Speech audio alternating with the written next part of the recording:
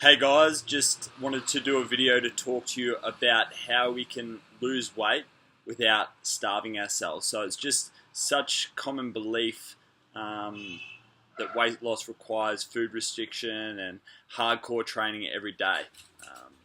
And we know all the people, even ourselves, that have tried this.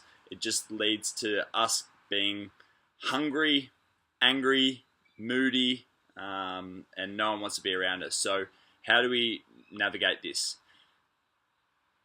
What do we need to do for weight loss? So we need to be in a calorie deficit. We've harped on this a lot so far throughout the program. Calories is the overriding determinant of weight loss. This is the best method of measurement we have to go on at the moment. So if you expend more calories than what you ingest, you're going to lose weight, pure and simple. Then if you eat too much, you're going to put weight on. This doesn't mean eating 1,000 calories a day.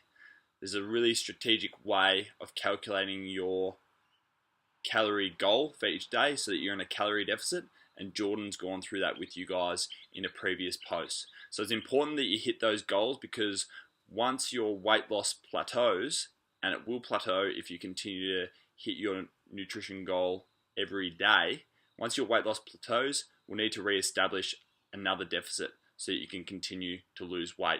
But we don't want you eating 1,000 calories a day. We want you going from maybe 1,800 to 1,700. Okay, you should never be hungry, and if you are, let us know. It's a really important point.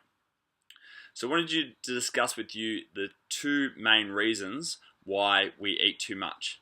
So one reason is because our brain tells us to eat. We've got an energy requirement for food. So when we eat junk foods that are highly palatable, high calorie, low protein, low fiber foods, this actually doesn't really create a feeling of fullness in our stomachs.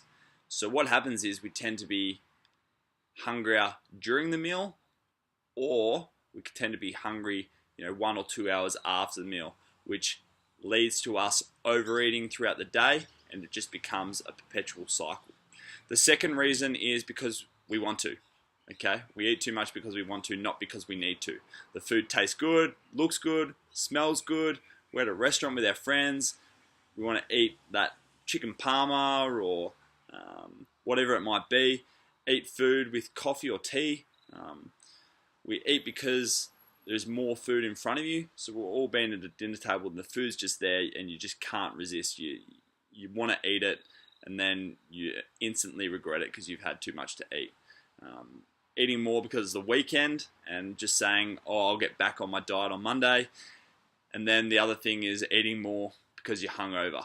Okay, so all these examples are going to lead to overconsumption beyond our body's requirement for food, which is going to lead to weight gain. So how do we avoid overeating so that we're in a calorie deficit, we lose weight, and we're not hungry?